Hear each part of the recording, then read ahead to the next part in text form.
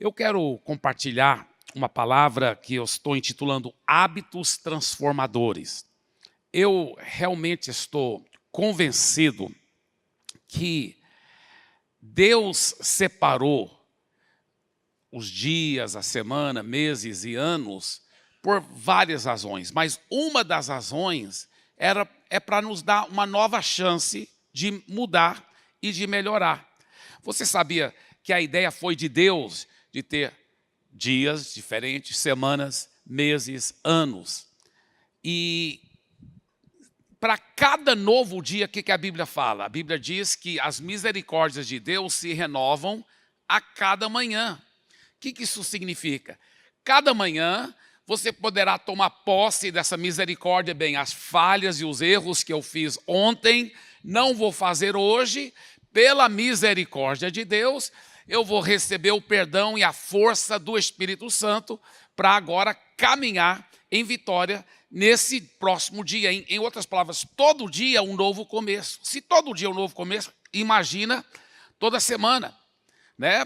Que o domingo é o primeiro dia da semana. Imagina todo mês. E imagina todo ano. E agora estamos chegando perto do final do ano 2022.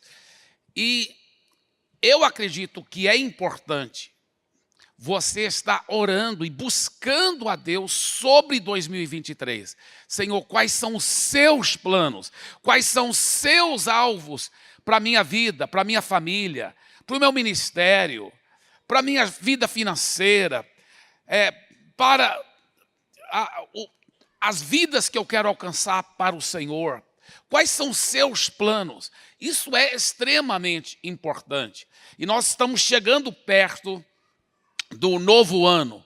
Então não deixe lá para o dia 31 para você orar sobre isso, né? Vamos estar orando desde já. E tem mais. Não caia no erro que eu caía. Porque eu lembro, muitos anos atrás, eu ainda era solteiro, mas eu fazia meus alvos, né, no final do ano para o próximo ano.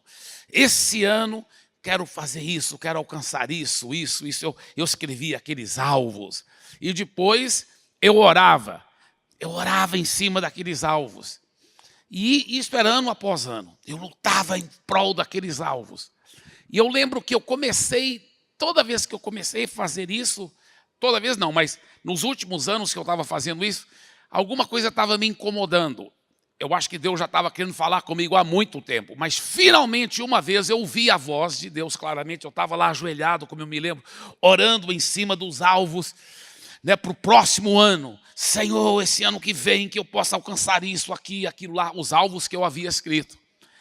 E aí eu ouvi a voz do Espírito Santo, ele dizendo assim: meu filho, e se esses alvos não forem da minha vontade? Aí eu falei: mas Deus, olha para esses alvos, olha minha audácia, né?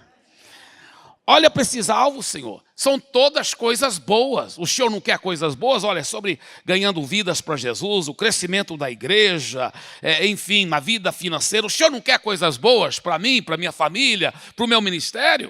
O Senhor não quer? Não são da sua vontade?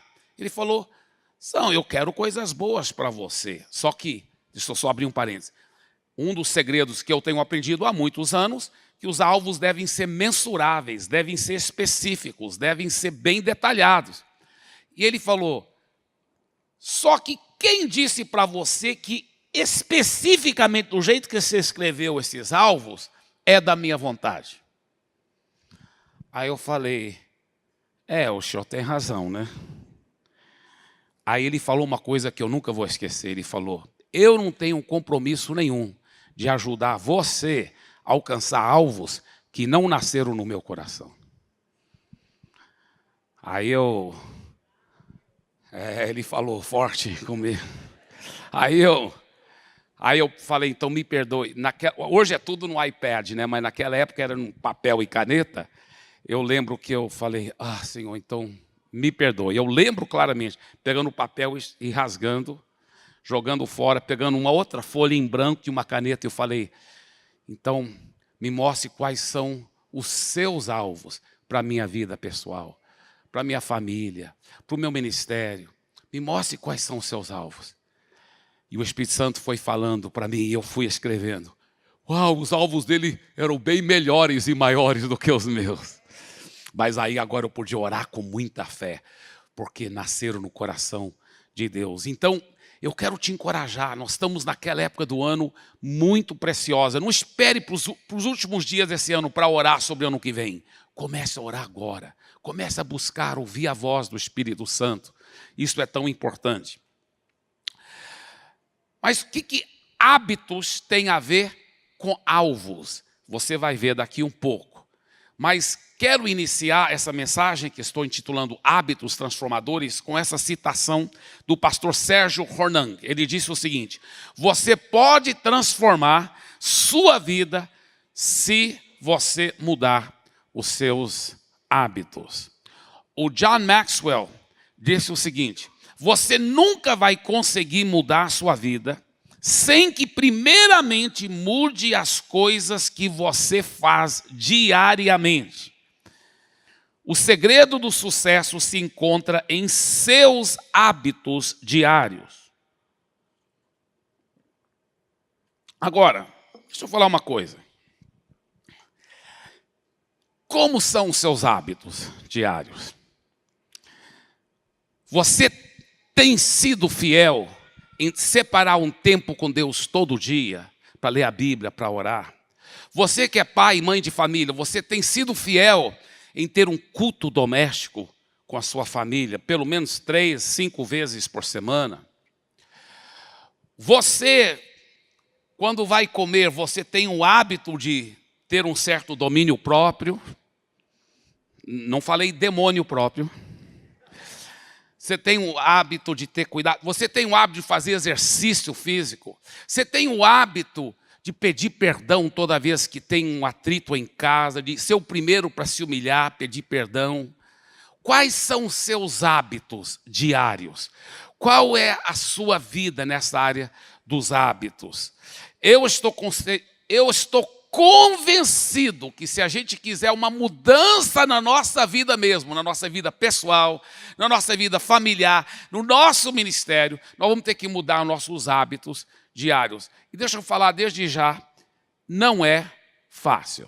Não é fácil mudar os hábitos. Se fosse fácil, todo mundo faria. Todo mundo sério, todo mundo que ama Jesus já teria mudado há muito tempo. Mas não é fácil. Mas é possível. É possível, e eu quero te passar algumas dicas pela palavra de Deus de como realmente estabelecer hábitos transformadores nas nossas vidas. Essas disciplinas benéficas, esses hábitos diários que fazem a pessoa o que ela é. Hoje você é um resultado dos hábitos, os seus hábitos. Quando você vê um homem de Deus, uma mulher de Deus que se desponta, que é grandemente usado. Eu não estou falando um fogo de palha, estou falando com fruto permanente, cuja família impacta, cuja vida impacta gerações. Não pensa que aquilo aconteceu da noite para o dia, teve uma grande revelação. Não foi assim. Foi alguém que pagou um preço, meu irmão. Enquanto os outros estavam só lá na internet, Facebook, ele estava lá na palavra, lendo bons livros, tendo o hábito de ler muito, de estudar, de fazer exercício, de cuidar, de jejuar, sabe? Foram hábitos desenvolvidos ao longo dos anos. As pessoas pensam, poxa, foi um sucesso da noite para o dia. Mas aquele homem de Deus, aquela mulher de Deus sabe que não foi da noite para o dia que aquilo aconteceu. Houve uma mudança para ter hábitos transformadores na vida da pessoa. Então, quero te compartilhar 3 segredos sobre os hábitos transformadores. Tá? 3 segredos sobre os hábitos transformadores. O primeiro segredo é esse aqui. Seus alvos serão alcançados somente se tiver uma mudança dos seus hábitos. Tá? Então, eu sou super a favor de receber poderosos alvos da parte de Deus. Mas, mesmo tendo esses poderosos alvos, você não vai alcançá-los se você não mudar os seus hábitos. Os seus alvos só serão alcançados se tiver uma mudança de seus hábitos. Os hábitos é que nos ajudam a alcançar aquilo que os nossos alvos projetam. Agora, é importante, como eu já disse, ter alvos na vida. O que me entristece é ver cristãos que amam a Jesus e nem alvos não têm. Não tem, eles não têm buscado a Deus para ter alvos fortes na vida. Se você não tiver alvos dados por Deus na sua vida, você vai acabar sendo levado pelos alvos dos outros, pela correnteza da vida. É igual o Joe Começo disse algo muito forte, olha o que ele disse. Se você está mirando em nada, certamente você vai acertar em cheio. Vai acertar o que em cheio? Nada. Nada. É sério isso. É sério. É importante você buscar a Deus, ter alvos, lutar. Olha, fracasso na vida não é você não alcançar seus alvos. Fracasso é não ter alvo. E não lutar pelo alvo. Se você tiver alvos dados por Deus e você lutar pelos seus alvos, mesmo que você não alcance hoje, mas você vai alcançar amanhã. Você vai perseverar e você vai alcançar. Isso que é sucesso. Não é alcançar o alvo, é ter um alvo e lutar por ele. Aí você já é um sucesso. Amém? Agora, veja bem. A grande maioria das pessoas sérias que buscam a Deus e que recebem de Deus alvos poderosos para a sua vida, para a sua família, para o seu ministério, as pessoas sérias normalmente têm alvos bem semelhantes. Já notou isso? Querem crescer mais em Deus, querem ser mais espirituais, querem conhecer mais a palavra, querem ganhar mais vidas por Jesus, querem estar mais engajadas na igreja, nas células, querem ver os filhos todos seguindo Jesus, querem perder peso. As pessoas sérias normalmente têm os mesmos alvos, bem semelhantes. Bem semelhantes. Né? Você normalmente não vê ninguém sério, dedicado a Deus, falando assim, meu alvo esse ano é ser cada vez mais relaxado espiritualmente. Meu alvo esse ano é ficar 25 quilos acima do meu peso. Meu alvo esse ano é destruir minha família, tendo briga toda hora. Você não vai ver pessoas tendo alvos ridículos, estúpidos. Elas todas têm alvos nobres, poderosos. A diferença entre os que alcançam o alvo e os que não alcançam são os seus hábitos. São os seus hábitos. Né? Isso aqui é muito forte. Provérbios 13, versículo 4 diz assim, o preguiçoso deseja e nada consegue. Mas os desejos do diligente são amplamente satisfeitos. Por favor, diga em voz alta. Pode colocar esse versículo aí, Provérbios. Tá? Coloque aí na tela, por favor, esse versículo. Provérbios 13, 4. Isso. Vamos ler todo mundo junto esse versículo? Olha só. O preguiçoso deseja e nada consegue, mas os desejos do diligente são amplamente satisfeitos. Diga diligente. Então, olha, todo mundo tem alvos. Até o preguiçoso, o desejo, ele tem alvo, mas ele não consegue o alvo, porque ele não é diligente. Diligência fala de mudança de hábitos, fala de hábitos transformadores. Escuta bem, vencedores e perdedores, muitas vezes, têm alvos bem semelhantes, porém não têm os mesmos hábitos. Pode mostrar na tela, por favor, essa frase também. Isso é muito forte. Vencedores e perdedores, muitas vezes têm alvos bem semelhantes. Porém, eles não têm os mesmos hábitos. Atingir o alvo será uma consequência dos seus hábitos. Então, o que nós temos que fazer? Focalize nos hábitos. Focalize nos hábitos. Atingir os seus alvos vai ser uma consequência de hábitos. Então, focalize nos hábitos. Focalize nos hábitos. As pessoas bem-sucedidas fazem com constância as coisas que as outras pessoas fazem ocasionalmente.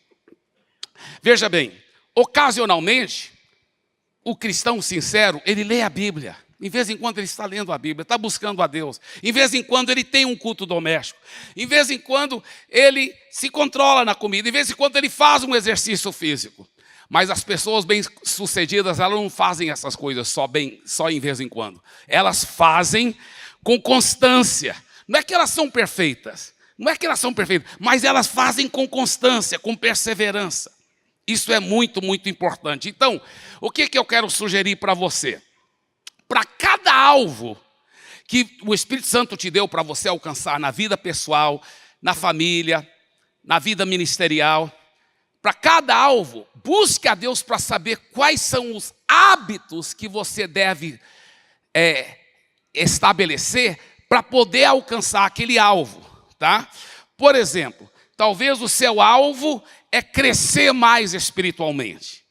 Tá, então qual é o hábito que você vai desenvolver para crescer mais espiritualmente? Talvez você diz, não, esse ano eu vou separar 1 hora para tirar tempo com Deus todo dia, ou pelo menos 5 dias por semana. Isso é um alvo muito lindo, mas deixa eu só fazer uma pergunta para você. Você tem sido bem fiel? Pelo menos alguns minutos todo dia você tem sido bem fiel, com raras exceções, você é bem fiel lendo a Bíblia e orando? Se você disser, olha, honestamente não. Então, eu diria, não começa com 1 hora. Eu vou mostrar isso daqui um pouco, mas um dos grandes segredos para estabelecer hábitos não é você começar grande. Eu sempre falo para o nosso povo, eu falo assim, olha, começa pequeno. Começa sendo fiel. Vamos supor, você tem que levantar toda manhã de segunda a sexta, que horas? Vamos supor, você tem que levantar 6h30 para fazer as coisas que você tem que fazer, trabalhar, estudar, etc. Muito bem, então, levanta 6h15, só 15 minutos mais cedo. Vai lá, lava o rosto, vai para a sala, tira 15 minutos na presença de Deus. 15 minutos, lendo a Bíblia, orando, mas seja fiel. Todo santo dia, aqueles 15 minutos. Aí, meu irmão, você vai começar a ver uma mudança na sua vida. Então, o que eu quero sugerir, seja fiel no pouco. Quem é fiel no pouco, Deus vai fazer fiel sobre o muito. Mas para cada alvo que você tiver, estabelece um hábito. Vamos supor, você tem um alvo para ser um pai melhor. Eu sou pai, por isso que eu posso falar para os pais aqui. Você tem um alvo para ser um pai melhor. Então eu lhe pergunto, quais são os hábitos que você deve desenvolver para alcançar esse alvo de ser um pai melhor? Talvez você vai falar assim, olha, pelo menos 3 dias por semana nós vamos ter o culto doméstico em casa. E vai ser, vamos supor, segunda, quarta e sexta, e vai ser na hora do almoço, logo após o almoço, nós vamos orar juntos, nós vamos almoçar juntos, aquele dia eu não abro mão, e nós vamos almoçar juntos, e nós vamos ter o culto doméstico. Vai ser maravilhoso, e cheio de vida e diversão com nossos filhos, né? É muito gostoso. Eu pratiquei muito isso, o culto doméstico. Mudou a nossa vida, nossos filhos crescendo desde pequeno.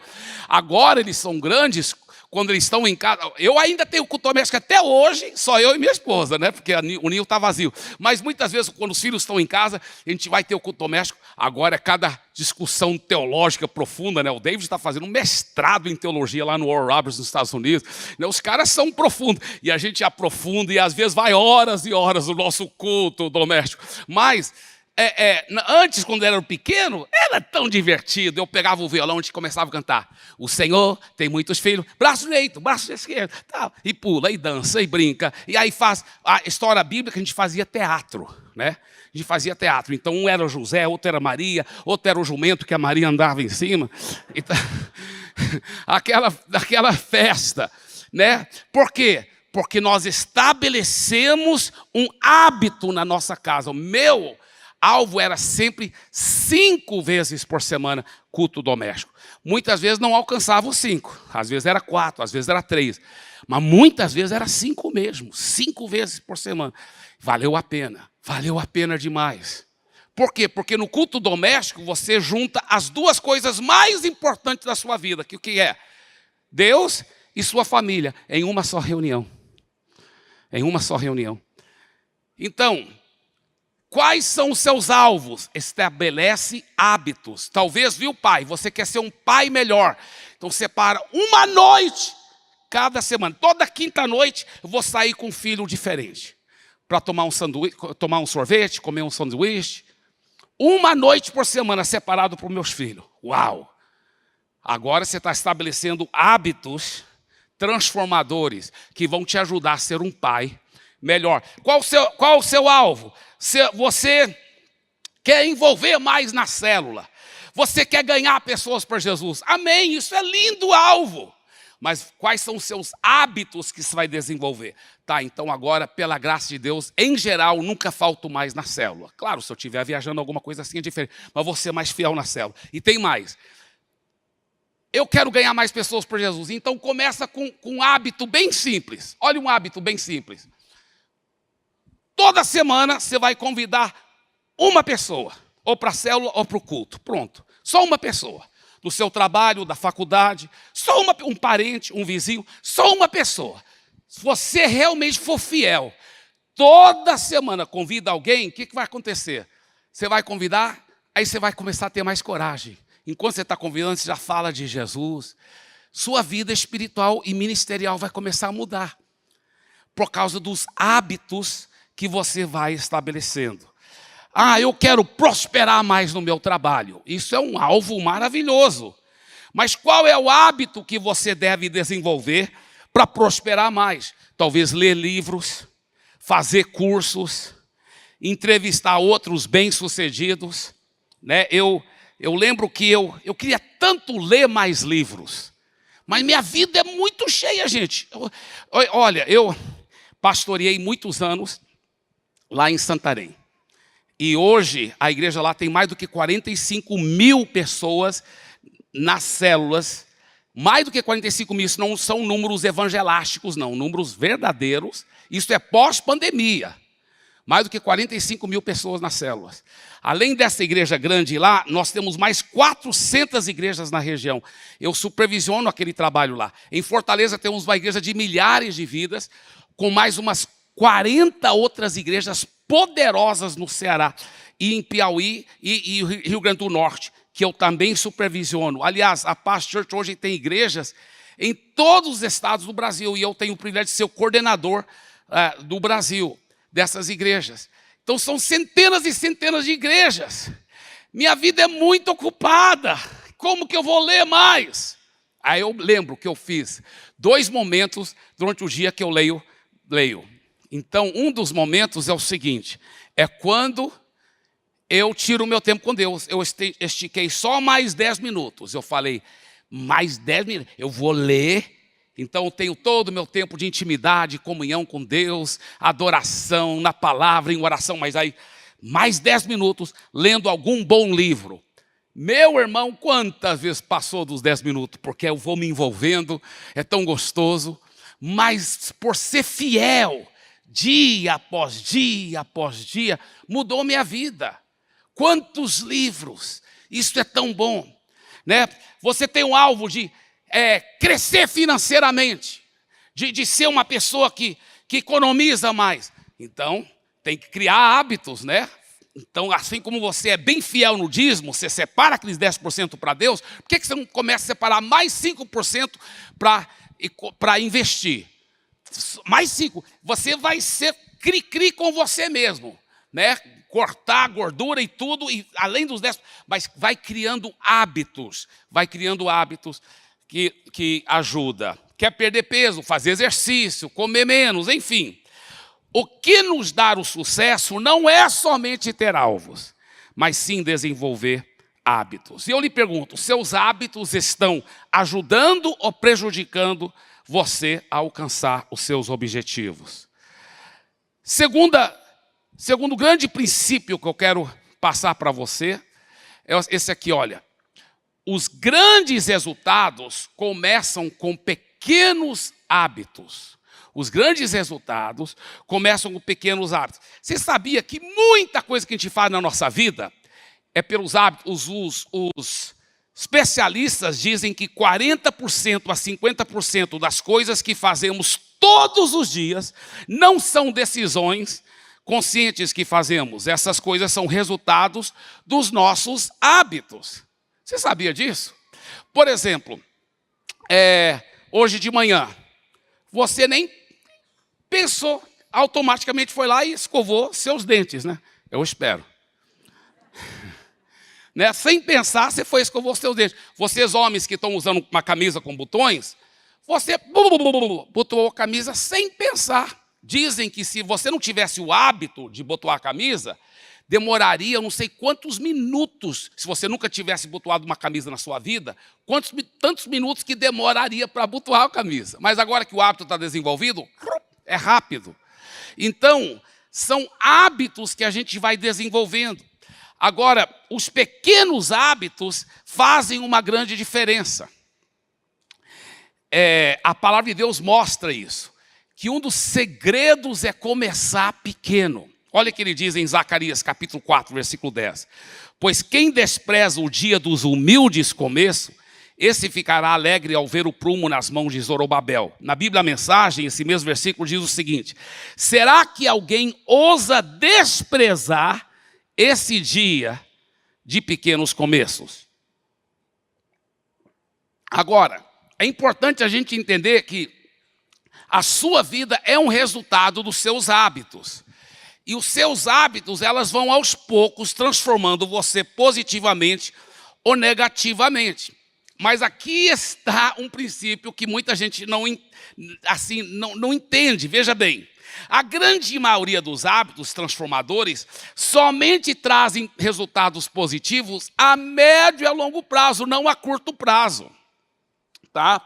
Então, deixa eu te dar alguns exemplos aqui, tá bem? Vamos supor, porque eu quero até sugerir que, se você não leu ainda, leia o livro Hábitos Atômicos, do James Clear. Já está em português, Hábitos Atômicos.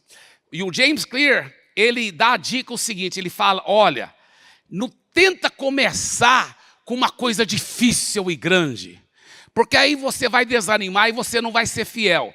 Ele falou, faça os novos hábitos que você quer colocar na sua vida, hábitos bons, começa pequeno e fácil. Pequeno e fácil. Então, você não começa com coisas grandes. Começa com algo pequeno e fácil. Então, talvez, primeiro hábito que você vai desenvolver, em vez de comer duas sobremesas, você vai comer só uma. Né? Você pode comer uma, mas não come a segunda. Né? E é interessante, olha, escuta bem. Você normalmente não vê os resultados a curto prazo. É a médio e longo prazo. Por exemplo, vamos supor que você viu que a refeição que você come mais, vamos supor, é o almoço. E que você exagera no almoço. Então você decide, então, todo almoço eu vou comer salada. Aí você começa a ser fiel. Depois de uma semana, comendo salada, você pisa na balança e não perdeu nada. E qual é? A pessoa muitas vezes fica desanimada. Está vendo? Não faz efeito nenhum. Porque não faz efeito a curto prazo. Os hábitos transformadores normalmente só fazem efeito a médio e longo prazo. Isso aí é um princípio muito forte. É a médio e longo prazo, os hábitos transformadores. Eles fazem efeito a médio e longo prazo. Agora, se você continuar comendo salada para todo o almoço depois de 5 anos, aí, meu irmão, pisa na balança, perdeu muito peso. A mesma coisa para os hábitos negativos.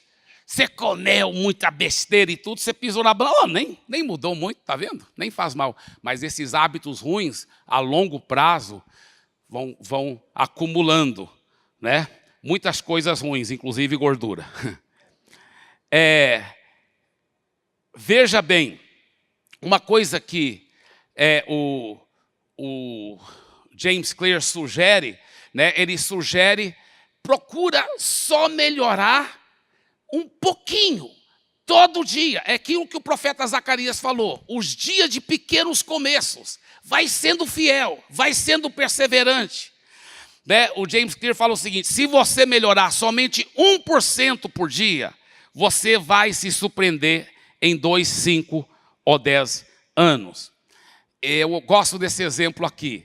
Olha esse exemplo fantástico.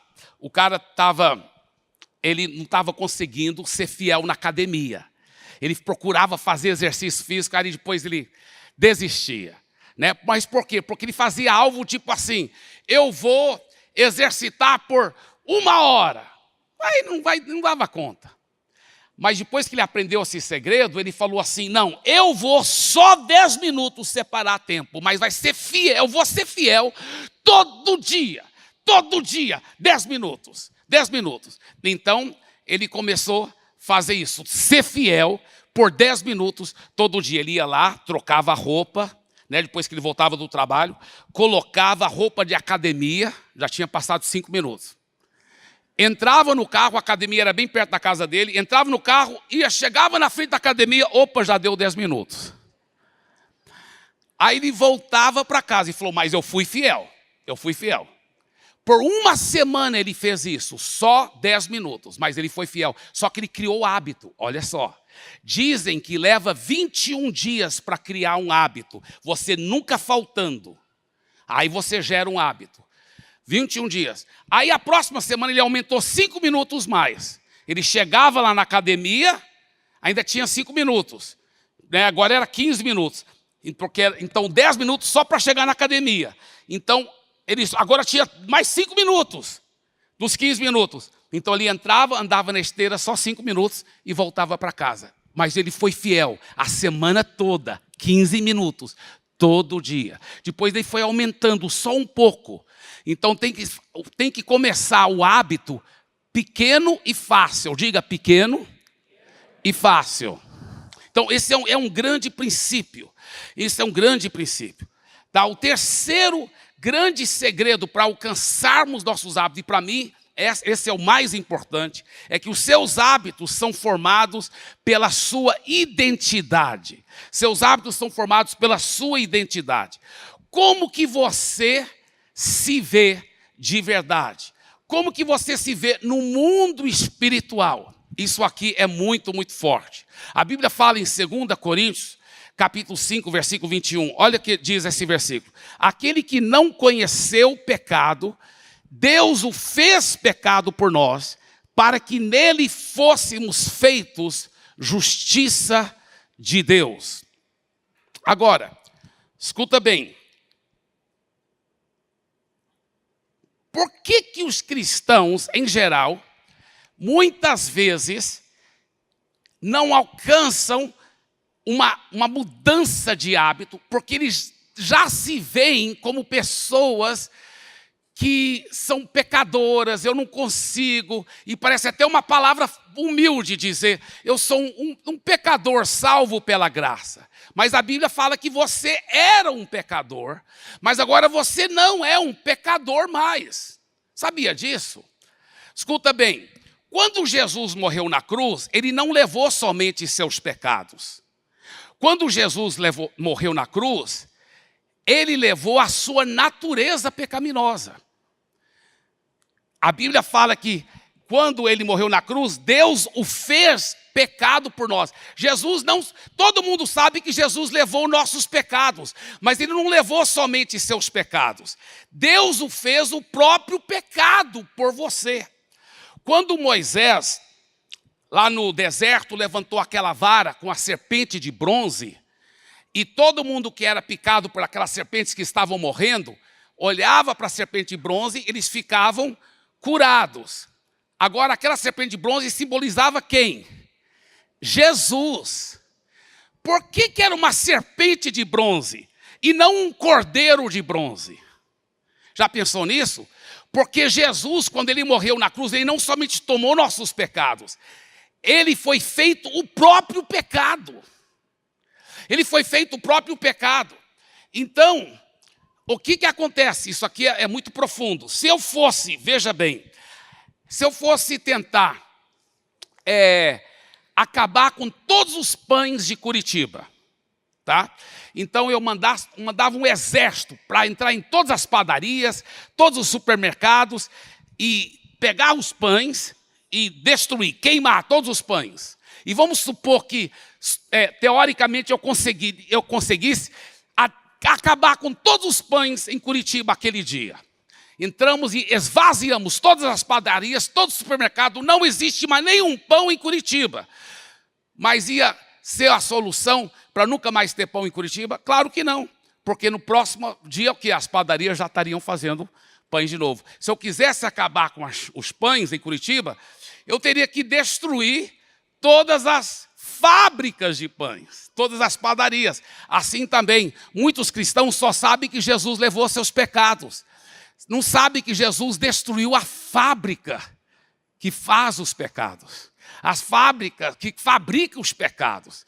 Quando Jesus morreu na cruz, ele não levou somente seus pecados.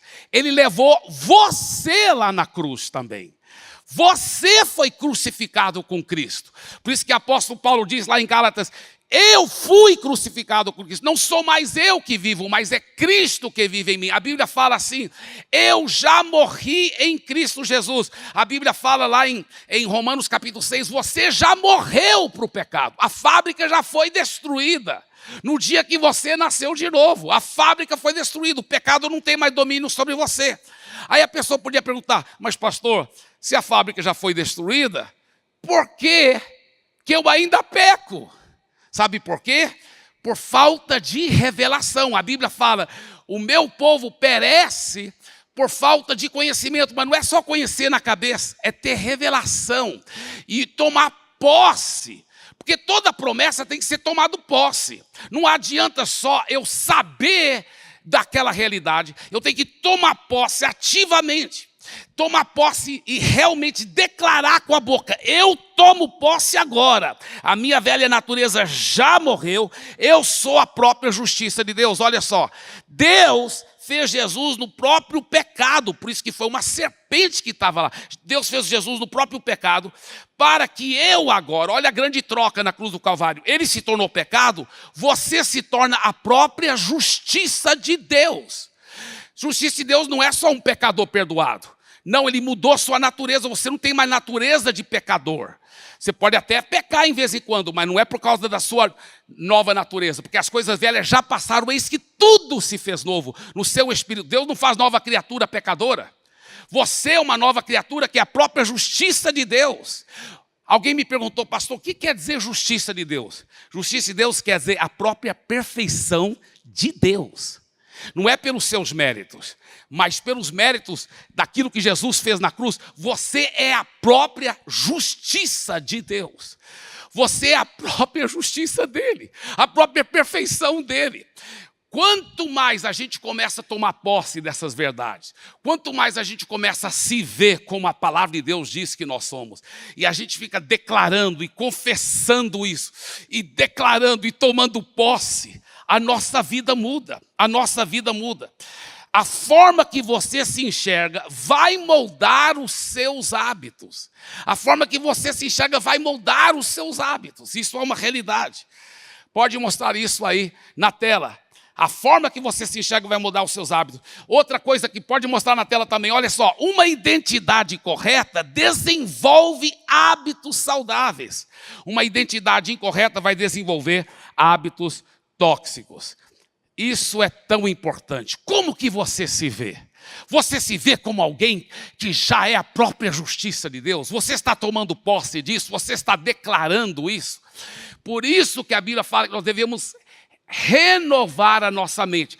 Você sabia que os seus pensamentos vão acabar gerenciando a sua vida? Sua vida vai sempre na direção dos seus pensamentos mais fortes. Romanos capítulo 12, versículo 2, diz o seguinte: transformem-se pela renovação da sua mente, para que sejam capazes de experimentar e comprovar a boa, agradável e perfeita vontade de Deus. Então, quantas pessoas elas realmente ficam pensando em coisas erradas durante o dia, problemas, toda hora. Você sabia que é pecado você ficar pensando em problemas o dia todo? Você sabia que é pecado isso?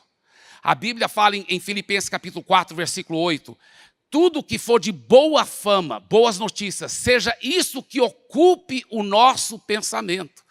Você sabia que é pecado ficar pensando em problemas o dia todo? É pecado. E hoje, no Brasil, tudo que está acontecendo, é difícil não ficar pensando em problema o dia todo. Mas você sabia que é pecado isso? Alguém poderia dizer, mas pastor Eibe, é para eu ser um negacionista? É para eu fazer de conta que os problemas não estão acontecendo? Não, escuta bem. Toda vez que aparece um problema, você deve encarar o problema, mas você deve encarar com a promessa da palavra de Deus. Tem mais do que 8.000 promessas para resolver todo e qualquer problema. Mas por isso que a Bíblia fala, não vos torneis preguiçosos, está lá escrito em Hebreus 6,12, não vos torneis preguiçosos, mas imitadores daqueles que pela fé e a perseverança tomam posse da promessa. Porque a Bíblia está cheia de promessas. Olha, muito antes de eu ser pastor, eu já começava a fazer listas das promessas. E tomar posse, porque para cada problema tem uma promessa, tem promessas. Tem promessas, mas muitos cristãos ficam só pensando no problema. Aí, claro, que eles não vão ter a autoimagem correta de quem eles são em Cristo. E aí é claro que eles não vão conseguir ser fiéis em cumprir os seus hábitos. Porque eles não estão apropriando da nova autoimagem que eles têm em Cristo, de quem eles são em Cristo e quem Jesus é dentro deles. Agora, é interessante porque tem até uma história que eu conto muito, de um cara que estava numa ponte bem alta, e ele foi pular da ponte, porque ele não tinha Jesus, estava cheio de problema, ele foi cometer suicídio.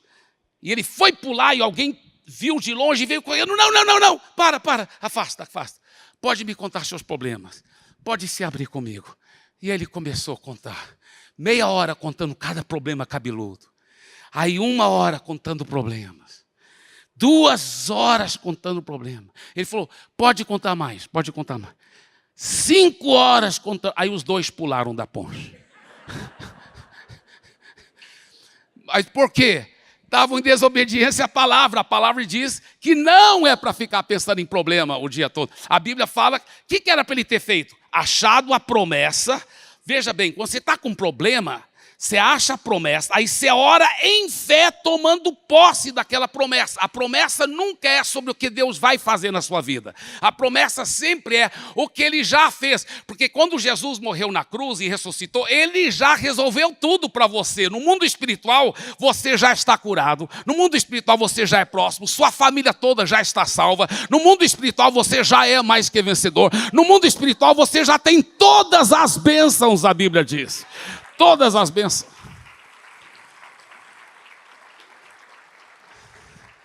Agora, veja bem, todas as bênçãos você tem, mas estão no mundo espiritual. Como que essas bênçãos vão se materializar? Pela fé. E como que a fé funciona? Primeira coisa, renovar a mente. Ele diz, transforme-se pela renovação da sua mente, Romanos 12:2. Transforme-se pela renovação da sua mente, para que sejam capazes de experimentar e comprovar. Por isso que ele diz, 2 Coríntios 10:5, levamos cativo todo pensamento à obediência de Cristo. Levando cativo todo pensamento à obediência de Cristo. Então, o que você faz? Escuta bem.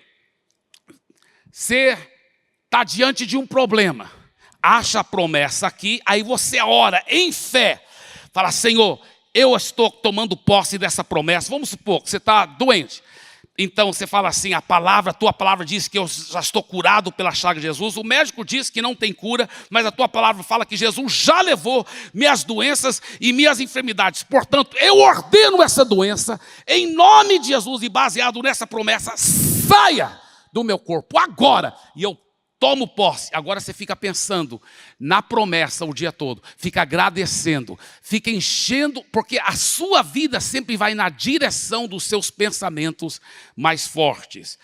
Agora, como controlar esses pensamentos para que você sempre fique só pensando nas promessas? Um dos segredos é usar a sua boca. Os neurocientistas hoje estão descobrindo o que a Bíblia já ensinava há muito tempo. Que os nervos que controlam a fala humana, eles que eles controlam todos os outros nervos do seu corpo. Então, quando você fala algo, escuta bem, aquilo controla a sua mente. Tá? Tem uma experiência que eu gosto de fazer muito com as pessoas, tá? Que nós vamos fazer aqui rapidinho, tá bem? Vocês vão me ajudar. Eu vou contar até 3. Quando eu contar até 3, aí você começa só na sua mente contar de 1 a 50. Tá legal? Então vou contar aqui, vamos lá. Só na sua mente que você vai contar de 1 a 50, tá bem? Vamos lá. 1, 2, 3 e vai. Tá, então você está contando na sua mente. Agora diga em voz alta o seu nome completo. O que aconteceu com a contagem? Ela parou. Sabe por quê? A sua mente teve que parar para poder ouvir que sua boca estava falando. A sua boca controla a sua mente. Então, olha só, sua vida sempre vai na direção dos seus pensamentos mais fortes. Mas a sua boca controla os pensamentos. Para que eles sejam os pensamentos mais fortes, você pode... Por isso que a Bíblia fala, não cesse de falar deste livro da lei. Declare a palavra toda hora. Declare a palavra. Você vai mudando a sua identidade, né? Olha só que coisa forte. Olha que a Bíblia fala, 2 Timóteo capítulo 1, versículo 7. Porque Deus não nos deu um espírito de covardia, mas de poder, de amor e de domínio próprio. Uau, uau. Tem crente que não entendeu isso, pensou que era demônio próprio, né? Mas não é, é domínio próprio. Mas olha, no mundo espiritual, isso já é uma realidade sobre você. Tem muito crente que não acredita nisso. Eu ouço o crente falar toda hora, olha assim, eu falto muito domínio próprio. Enquanto você fica falando, você nunca vai ter domínio próprio. Porque a sua boca controla seus pensamentos mais fortes. Você vai acreditar na palavra ou você vai acreditar nas circunstâncias? Você vai acreditar na palavra ou você vai acreditar nas suas emoções? Você vai acreditar na palavra ou você vai acreditar nas mentiras que o diabo joga na sua mente? Se você quiser realmente mudar a sua identidade, é importante pegar promessas como essa e começar a declarar: eu já tenho um espírito de poder.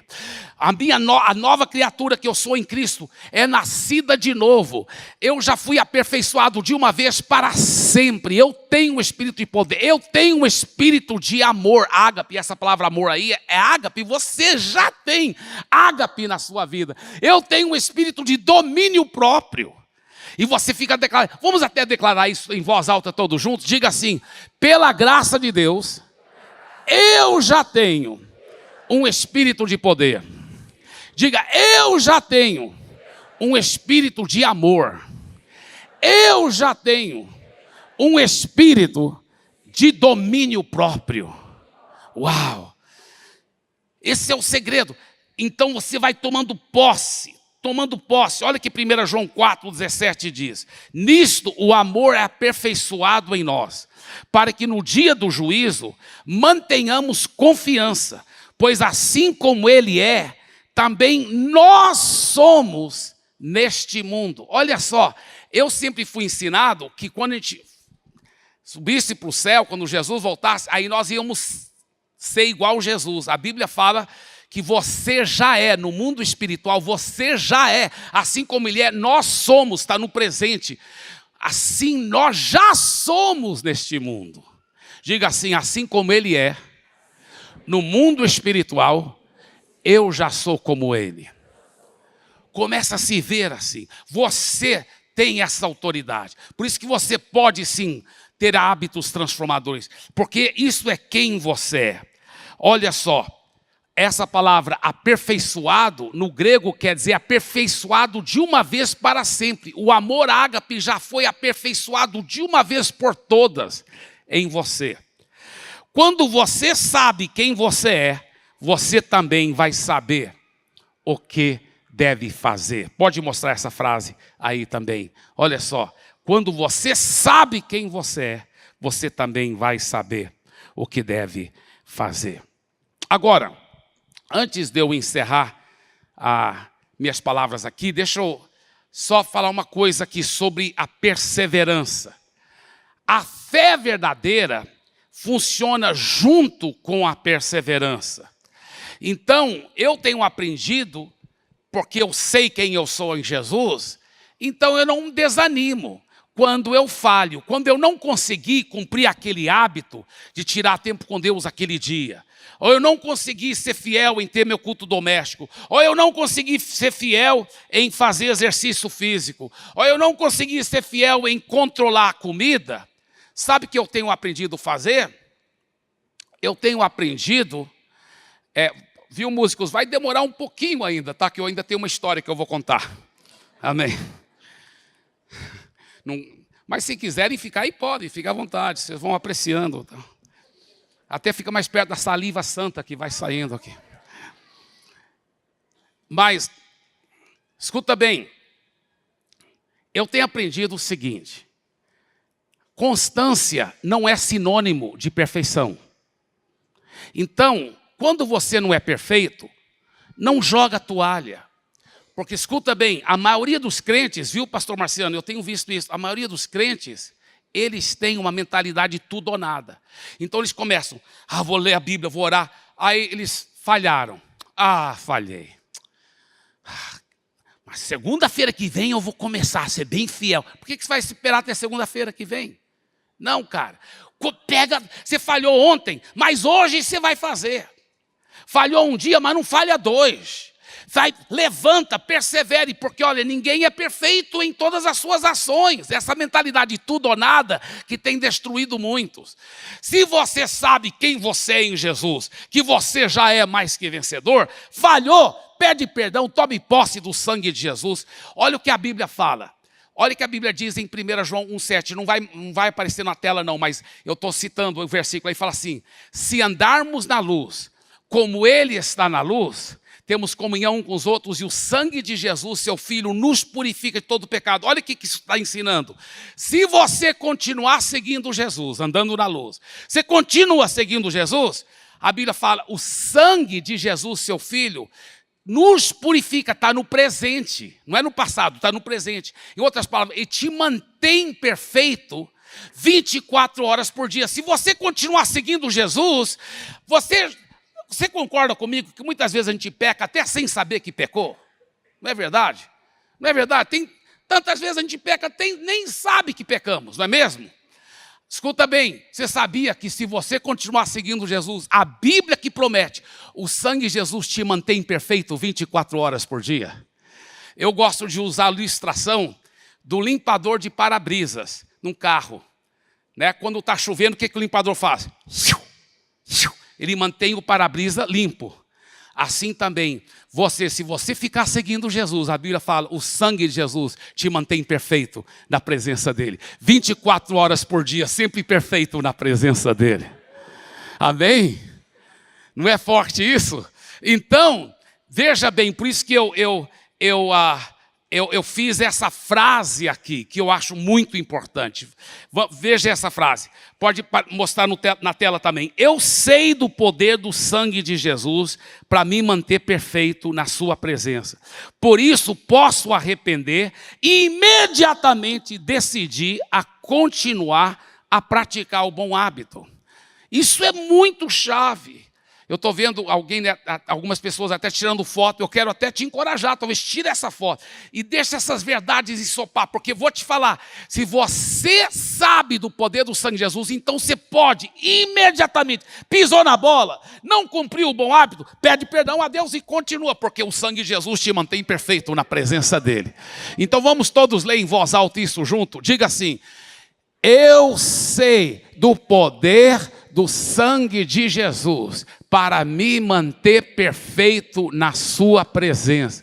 Por isso posso arrepender e imediatamente decidir a continuar a praticar o bom hábito. Amém? Dê para Jesus uma forte salva de palmas.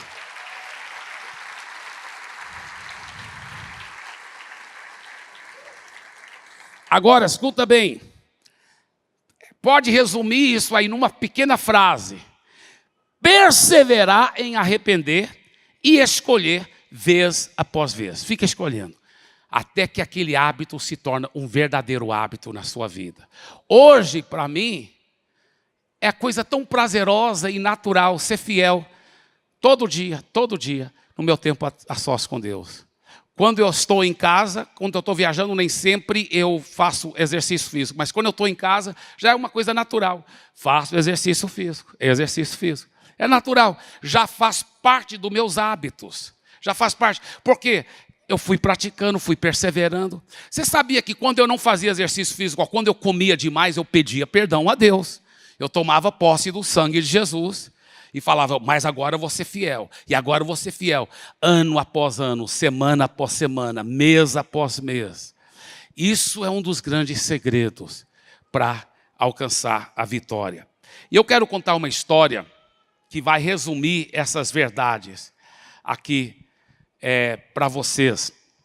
Eu quero contar essa história para vocês. Essa história é uma história que eles dizem que realmente é verdadeira, acontecia no Velho Oeste americano. Os cowboys americanos faziam suas fazendas e muitas vezes, quando eles precisavam de um outro cavalo, eles sabiam que tinha as manadas de Mustang nas campinas, né? Que andavam soltos. Você sabia que até hoje no faroeste, o oeste americano, tem manadas de Mustang que andam soltas lá. São cavalos grandes, bonitos, que são cavalos selvagens mesmo. E o cowboy, ele tinha desenvolvido um sistema que amansava realmente esses cavalos. Só que para poder amansar o cavalo desse, eles tinham que ter o cavalo dentro do curral. Uma vez dentro do curral, eles tinham um sistema fenomenal de amansar esse cavalo e fazer dele um cavalo muito útil na fazenda. O grande problema, o grande desafio, era como trazer um cavalo bravo desse para dentro do curral, porque a manada dos cavalos bravos muitas vezes estava a quilômetros de distância da fazenda. E naquela época não tinha caminhão, então como trazer um cavalo bravo desse até a fazenda? Eles desenvolveram um sistema impressionante.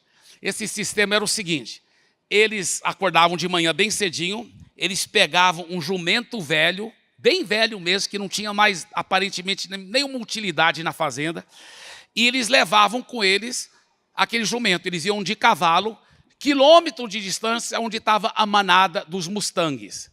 Aí eles falavam entre si, qual cavalo que a gente quer? Olha, aquele grande preto lá, bonito. Vamos pegar ele, vamos. Aí eles iam atrás com seus cavalos, laçavam aquele Mustang preto, derrubavam ele no chão e amarrava a outra ponta da corda no pescoço do jumento velho. Aí eles afastavam. Os dois, né, levantavam e o cavalo bravo sentia aquela coisa que nunca tinha sentido na vida dele, uma corda no pescoço, e ele saía disparado, correndo. E o coitado do jumento velho, bem mais fraco, não dava nem conta e acabava caindo, e o cavalo bravo arrastava o jumento velho por alguns metros, depois ele patinava e caía também. Aí os dois levantavam e continuava a cena. Os fazendeiros, os cowboys olhavam um para o outro, sorriam e voltavam para a fazenda, quilômetros de distância. E lá na fazenda eles então ficavam o dia todo, almoçavam, jantavam, dormiam. De manhã, quando eles abriam a janela, eles já sabiam o que eles iam ver lá no portão da fazenda. Sabe o que é? Estava lá o jumento velho com o cavalo bravo. Parecia um milagre. Como que um jumento tão mais fraco, tão menos veloz, conseguiu trazer aquele cavalo bravo, quilômetro de distância, para a fazenda? Como? Primeiro lugar, aquele jumento velho tinha um alvo definido. Um alvo definido na sua vida. Qual era o alvo? Vamos supor que a fazenda ficava para cá. O alvo era vir para a fazenda. Vamos supor que ele estava aqui, quilômetro de distância. Ele sabia que lá na fazenda ele tinha água, tinha comida e principalmente ele ia se libertar desse demônio amarrado no pescoço dele. Então, quando o cavalo bravo levantava e corria, vamos supor, para cá, o jumento velho já corria fazendo para cá. Ó. Aí os dois caíam já um pouquinho mais perto da fazenda. Aí o cavalo bravo, ele não tinha um alvo na vida. Porque a manada, um dia dormia aqui, outro dia dormia lá, e não tinha um alvo. Então ele pensava, bem, para cá não funcionou para me livrar desse negócio que está no meu pescoço. Então eu vou tentar para cá. Aí ele tentava para cá. Aí o jumento velho já puxava para cá. Já caía um pouquinho mais perto da fazenda. Aí o cavalo bravo pensava, para cá também não deu certo. Eu vou tentar para cá. Quando o cavalo bravo tentava para cá, que era a direção oposta, aí que o jumento, não, para lá não. Então quando o cavalo saía correndo, o jumento colocava freio em todas as 4 rodas e servia de âncora mesmo. O cavalo patinava, caía. Ele pensava, para cá que não deu certo mesmo, vou tentar para cá. Yes! Quando ele tentava correr para cá, aí o jumento corria junto com ele. E corriam em direção à fazenda. Qual é a moral da história? Não são os mais fortes que ganham na vida. Nem os mais bonitos. Nem os mais talentosos e nem os mais velozes. Não são os mais cheios de dons que ganham na vida. Quem ganha na vida, primeiro, ele tem um alvo definido. Aí ele tem hábitos, igual o jumento. Qual era o hábito do jumento? Apontar para lá. Ele tem hábitos estabelecidos para alcançar aquele alvo. E aí ele tem a perseverança de um jumento velho até alcançar aquele alvo. Amém, queridos? Aleluia. Você recebe essa palavra? Dê para Jesus uma forte salva de palmas, amém?